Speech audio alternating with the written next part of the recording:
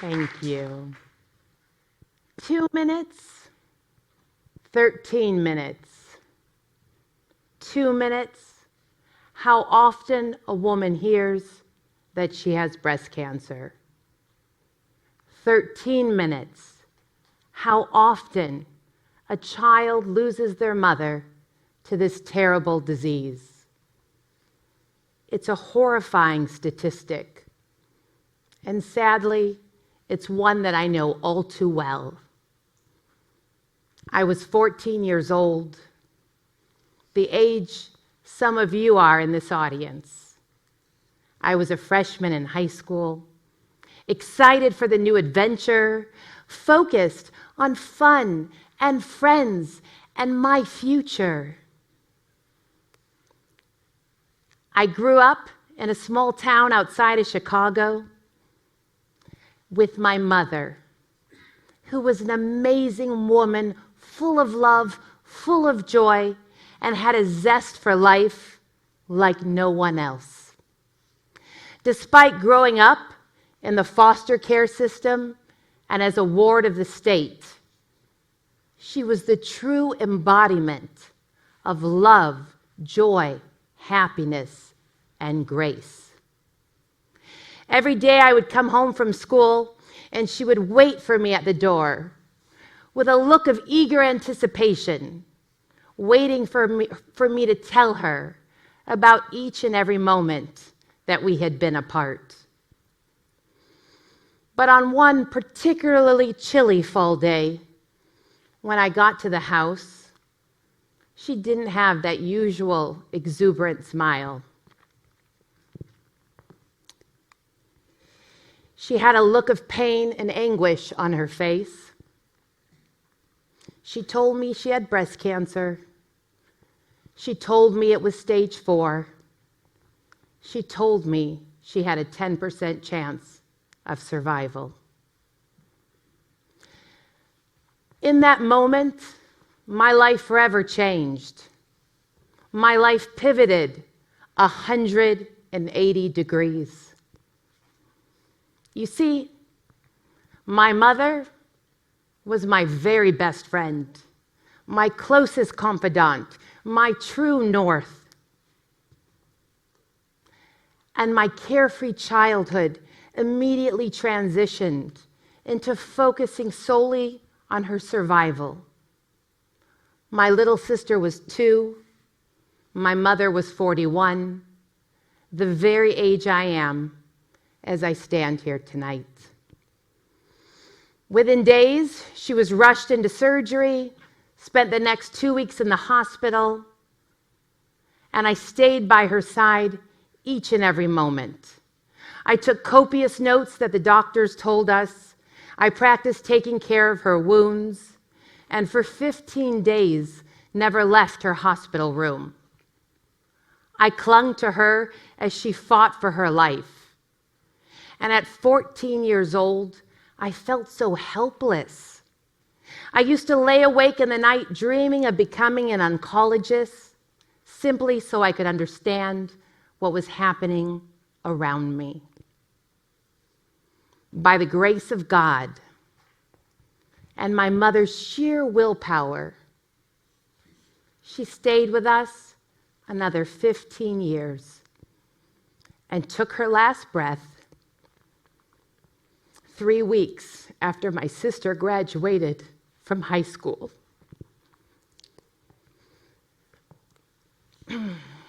So when I went off to college, I wanted to make sure that other daughters didn't suffer the same fate.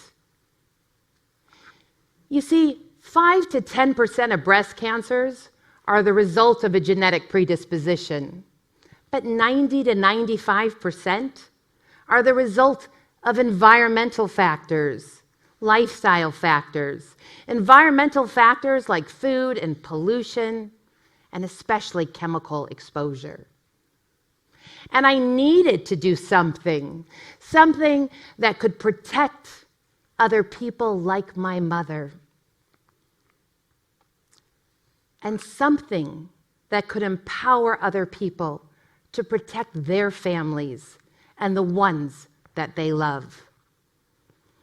I used my passions and my convictions to define the true mission of our cleaning products company and to make sure that we reached the highest levels of green chemistry, ingredient safety, transparency, and sustainability. I wanted to build a business for good.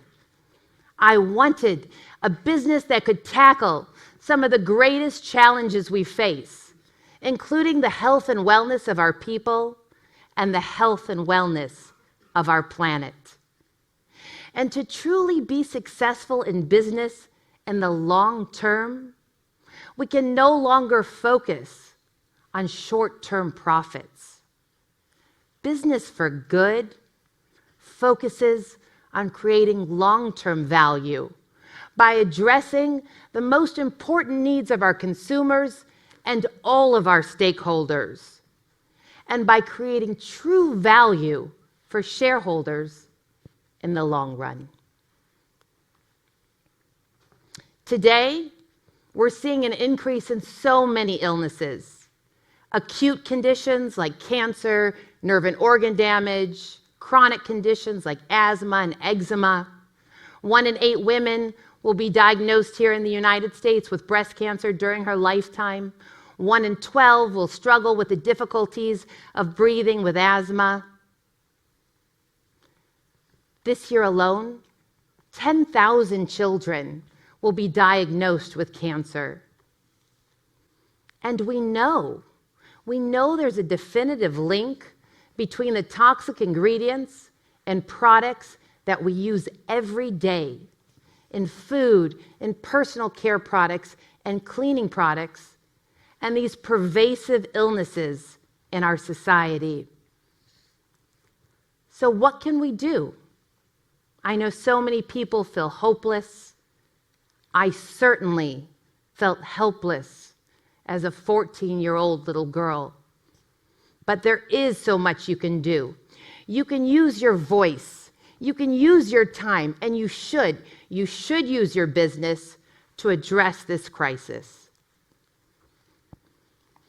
Thankfully, more than ever, consumers care about reading ingredients. They care about the products that they bring into their homes. Consumers have become forensic consumers. They're looking online. They're looking for third-party certifications. They're hungry. They're hungry for information. But right now, here in the United States, the disclosure of most ingredients is not required, and in the cleaning product space, there's no requirement for disclosure of ingredients. I was recently up in Sacramento, and I had the opportunity to listen to parents calling into the Poison Control Center. And it was so sad. It was unbelievably sad because frantic parents were calling Poison Control Center for help, and the operators were asking the parents to tell them the ingredients in the products that their children had ingested. But because the ingredients weren't listed, the Poison Control Centers couldn't help the parents. Many children became very sick. Many children died as a result of a lack of transparency. And every day, ingredients like 1,4-dioxane, formaldehyde, ammonia, ingredients we know cause cancer, are unknowingly in so many of the products you bring into your home. The residue on your glasses that you put your water in and drink out of, the residue on the plates you eat off of, the residue on the clothes we wear every day. Fortunately, things are beginning to change. In 2017, a business-led coalition worked to get the first act in our entire nation that will require the disclosure of ingredients in cleaning products. It's called the Cleaning Products Right to Know Act. And in 2020, any product that is sold here in the state of California will disclose ingredients. And New York followed suit with a similar regulation. So consumers will finally have the knowledge. They'll be able to look at the labels, and they'll be able to make decisions that are better for their health and the health of their families. So companies now must embrace transparency, and consumers will demand that companies do good and get rid of these dirty ingredients in their products. And people ask, where do we start? Consumers and businesses should start by looking at the ingredients. Where do they come from? Where are they grown? How do they affect our health? How do they affect the health of the planet? And we should look to nature for solutions. Solutions that are good for people.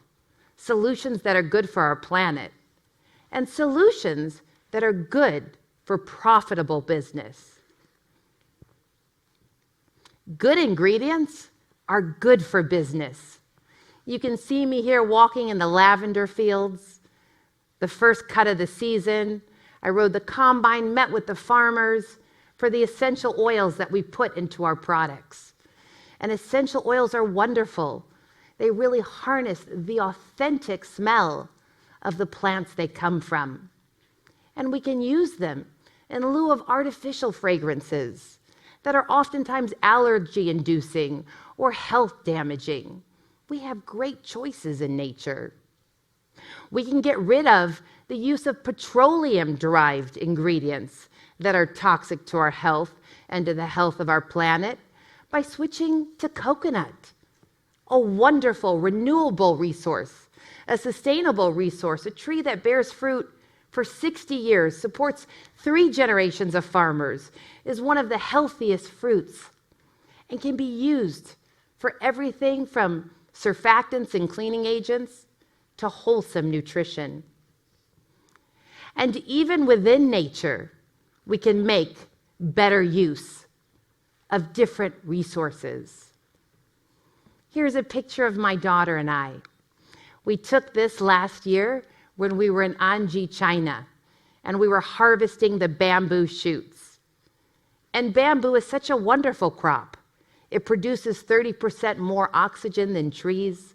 It's renewable and replenishable and is a grass that grows quickly. And instead of cutting down trees that take 10 or 20 years to grow and are important for our air, we can use bamboo fibers and make treeless products. In 2015, the world's nations and scientific leaders gathered in Paris, and they gathered to talk about reducing greenhouse gas emissions and ensuring that we halted the rise in the global temperature and kept it at 1.5 degrees Celsius. 1.5 degrees doesn't sound like a lot. You wouldn't notice it while you walked to school on a breezy day or you stood in a park. But the future of our planet depends on these small changes. Since the summit in Paris in 2015, the global temperature has risen already by 1 degree. And as a result of it, we see destructive wildfires, unprecedented hurricanes, heat waves. And this is not good for business. Business cannot thrive, people cannot survive under these types of conditions. So businesses must act. They must look to reduce their carbon footprint, reduce their waste, protect the water supply. And it can be done. We did it in our own business. We achieved carbon neutrality, water neutrality, and platinum zero waste in all 4 of our manufacturing facilities across the nation. And not only were we rewarded financially for doing it, but we were rewarded because we did our part to help protect our planet, our shared home. And I can tell you firsthand that a good planet is good for business. So when you go out into the world, as some of the seniors will do in just a few short months, I know you'll focus on the wealth you want to create, and how you'll be successful in this current competitive landscape. And I have a few simple secrets for you. Focus on people. Focus on our planet. If you choose your business or career as a tool for good, it won't just be the most rewarding thing in your life. It'll be a path to a successful business. And it'll be a way to create a healthier and more sustainable world for each and every one of us. When I look at this photo, that was my mother's final birthday here on earth. And I was here with my daughter, and we shared in that wonderful moment. I am grateful. I'm grateful to my mother for inspiring in me a passion to really make a healthier and more sustainable world, and a passion to be a champion of business for good. Thank you, Mom.